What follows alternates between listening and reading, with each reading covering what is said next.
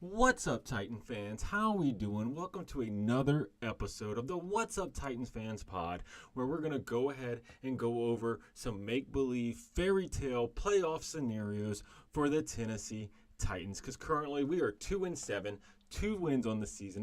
It's a very, very long shot from us making the playoffs. But we're going to look at best case scenario for us to make the playoffs and end up basically winning the division. That's the only chance we have of making it, because we're not going to get a wild card spot. There's too many good teams in the AFC. So we have to win the division. But luckily, we're only 4 games behind the Houston Texans. But before we get started, let me go ahead and insert the plug while we're waiting on people to show up, right? That way we get the chat active. I already see a comment right now from Honorably Stone talking about the new SecDef. He's excited. He said, "We the people." But look, real quick, if you're not following me on all 3 platforms, I'm talking YouTube, TikTok, and X, make sure to follow me on all 3 platforms. The handle's the same no matter where you go.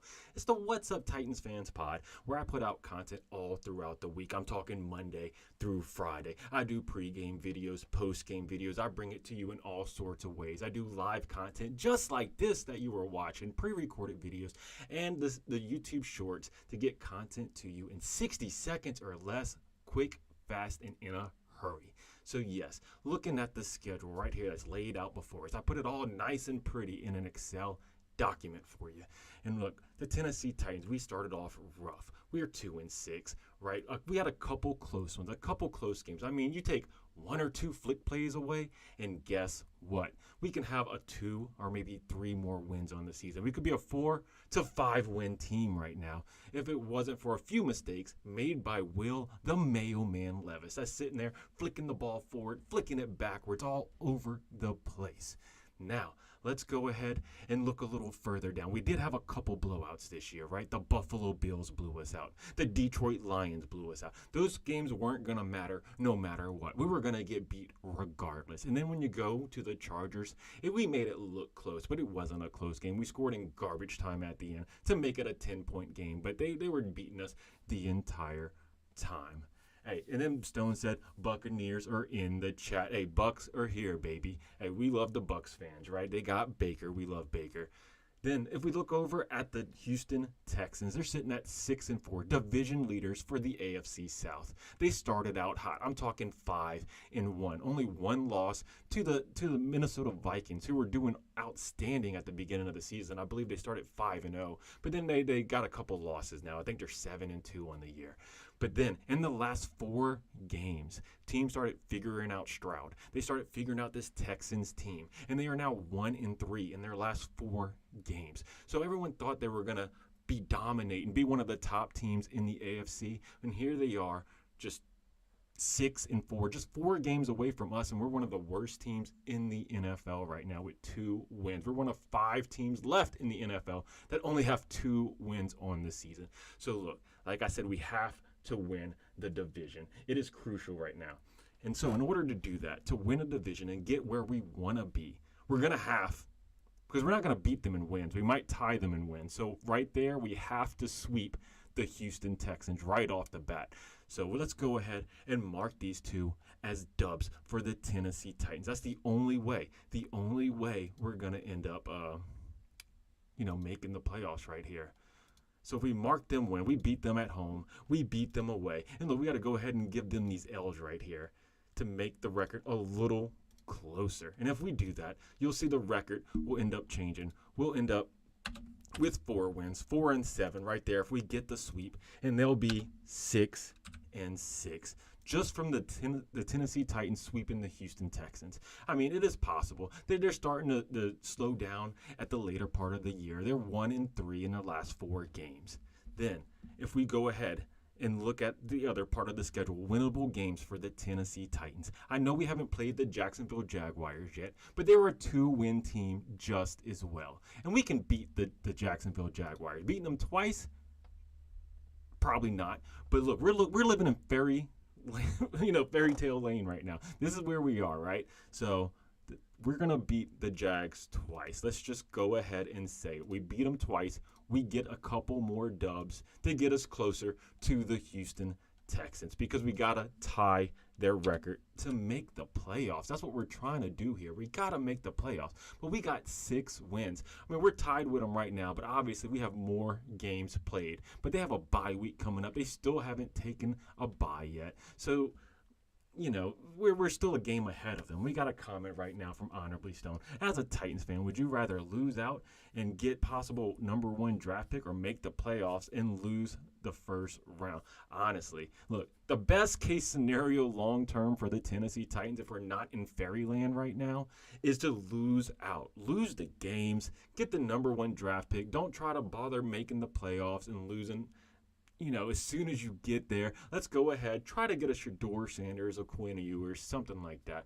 But for this scenario, this episode, we are in fairyland talking about best case scenario for if you want the Tennessee Titans to make the playoffs and maybe get a push. Because remember, when you start the playoffs, all teams in the playoffs are 0-0 when the playoffs start. It's an even slate. It doesn't matter if you went undefeated to get in the playoffs or you barely made it in on a wild card spot, because wild card winners do sometimes win the Super Bowl. I mean, we was the number 1 seed just a few years ago, and we lost first round in the playoffs. So it happens both ways. So let's go ahead and look at some more losable games that the Texans can do that would get us closer to this even record we're talking about here. So a couple ones right off the bat. As you see, toward the end of the schedule down here, these are going to be games they're probably going to lose. The Chiefs are undefeated right now, and you really think that Houston Texans can beat the Chiefs even with the refs on their side? Highly doubt it. So let's go ahead and mark that as a loss for the Houston Texans, along with the Ravens. Look, the Ravens got Derrick Henry. This man's looking like he's going to have another 2,000-yard season, which is insane. No runner back in NFL history has ever had 2,000-yard seasons 2 times in their career, and Derrick Henry is on pace to set it. He's going to do it as long as injury doesn't get to him or anything like that, and he stays healthy. He's going to get his 2,000 yards, right? So yes, or maybe the Ravens at that point, they're doing so well, they rest players. But if they're not resting players, the Ravens should get that win over the Houston Texans.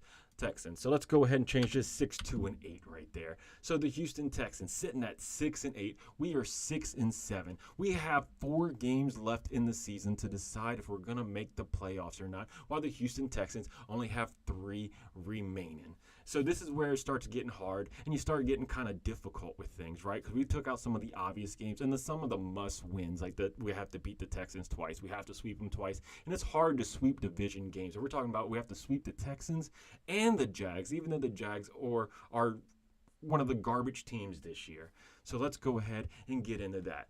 Out of these games that are left for the Houston Texans, I mean, they'll probably end up beating the Jags, right? The Jags are trash. So we can give the Houston Texans this dub right off the bat, because it'd be hard for them to lose to them. I mean, I know they lost to them earlier in the season. If we scroll up, never mind. The Jags beat them 24-20. But it was a close game. I was thinking something different. But it was a close game there. But they should beat them. So let's go ahead and give them 7 wins on the season right off the bat. And this is where things start getting tough, because when we have to verse the Minnesota Vikings, do you think the Tennessee Titans could beat the Vikings on their best day? When there's 0 mistakes. I mean, this last week we put up 17 against the Chargers, and we didn't have any turnovers. Will Levis threw 0 interceptions, and we still only put up 17 points. And you expect us to have a fighting chance against the Vikings? I say, no way, Jose, not happening. That is a definite loss. Even in La La Land, it is a loss to the Minnesota Vikings, which would give us 8 on the season. 8 losses right there. So even in La La Land, it's still hard to catch up to the Houston Texans to win this division, to try to make a playoff push this late in the season, which isn't gonna happen. But anyway, moving on. Then we have the Washington Commanders. Look, these guys are looking good. Jaden Daniels having the Rookie of the Year time right now. And this is another game where I say it's impossible for us to win even in La La Land. It is not happening. That is another loss. Even in the best case scenario for the Tennessee Titans, we are not beating the Commanders at all. Then, when we get down to the to, to Cincinnati. That's another game. I mean, Joe Burrow's playing outstanding. Hey, Stone just left a comment. He said, I think y'all will beat the Vikings. Hey, I appreciate the faith, Stone. Hey, but the Vikings are good. I mean, you got more faith than I do. I mean, I've watched every Tennessee Titans game, and they're a tough watch. I mean, if you look at our scores for the year, we only put up over 17 points one time this season, and that was against the Dolphins, who had Huntley as their quarterback. I know they have Sam Darnold, but he's doing fine for him. I think he has 17 touchdowns and 10 interceptions on the year, and that's even with him throwing 3 interceptions last week. So we only did it one time. I mean, 17, 17, 14, 17, 10, 14, you know. We put up 20 against the Patriots. So, yeah, we did do it twice. You know, on our 2 wins where we scored over 17 points, other than that, everything was 17 or less. 17 is the curse for the Tennessee Titans. Maybe because, hey, Tannehill was number 17. That's what's causing the 17 curse right here? We get rid of Tannehill, and all of a sudden, we can't score past 17 points. Maybe, because it was like that last year. We benched Tannehill, and what happened? We can't score over 17 points. We are cursed right now with 17. Then, if you're looking at the Cincinnati Bengals, they are doing outstanding as well offensively. I mean, Joe Burrow's having a year. It's this defense, you know, and just some of these surrounding pieces. But he got weapons on offense. And I don't know if our defense can hold. I know we have the number 1 pass defense in the league, even though the stats lie. Don't believe the stats right now, right? Teams have short fields against us. Our special teams is atrocious. We allow teams to get to at least a 50-yard line on every possession before they even take their first offensive snap. So, yes, teams typically don't put up a lot of yards, but they score on us almost every single time because they have short field to work with. I mean, like I've said before, and I'll say again, Jared Goff had 85 passing yards on us, and they put up 52 points on us. So, hey, that's what we're working with our defense. But the Bengals, that is another L right there in fairy tale land. But in all honesty, I think we can beat the Colts. The Colts are overrated. They're not a good team. Their wins came against weak teams. They did beat us, but that was with Joe Flacco. Their wins came with Joe Flacco. They said they're starting Anthony Richardson the rest of the season. I saw it today from the Score app, right? He's starting the rest of the year. This man is horrible. I think he has like a 44% completion percentage. He's atrocious. He ended up getting all his hype from the combine. You saw him in college down in Florida. He looked horrible. When he played Tennessee in college, I was like, man, this guy is absolute trash. And he had no hype until the combine just because he can run fast and jump high. They said this man's going to be a good QB in the NFL, which is wild. And as you see right now, he can't throw the ball. He's very inaccurate. So I think that's a game where we can get a dub right here to finish the season with 7 wins. 7 wins. Now, in fairy tale land, where we are right now, we would have to depend on Cooper Rush and them Dallas Cowboys, them boys right now that are struggling to get wins, to go ahead and beat the Cowboys right here. I mean, to beat the Houston Texans. That way they get another loss. And then we would have to hope Tua is fully back by this point. And the Dolphins and Tyreek Hill, Jalen Waddle, all them weapons they got down in Miami can get them a dub over the Houston Texans to let them finish 7 wins as well. Somehow my math messed up right here and I missed something. It should be 17 games. This should be, boom, right there. So that would be in La La Land right there for us to make the playoffs, because if we sweep the Texans, we would end up passing them, you know, in the division, because we would get the sweep over them, right? We'd have the wins over them. We'd make the playoffs with the division win and go to the playoffs 7-10, which would be wild to do because we only have 2 wins right now. Very, very unlikely. But if we're looking for a playoff push, this is probably the most likely scenario right here where we get the bare minimum wins. Houston Texans basically lose a ton of games at the end of the season, probably beating the Jags, losing everything else in La La Land for us to end up making the playoffs. It's a far shot. We should might as well lose out. I mean, that's the best case, long case scenario, is to lose out, get the number one draft pick, as Stone was saying earlier, and go ahead and draft a good QB because it's what we need. But in La La Land, we make it 7-10 to the playoffs and probably lose out in the first round.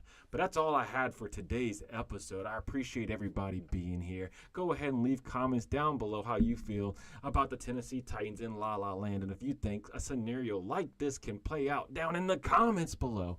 Don't forget to like, subscribe, and tighten up, baby.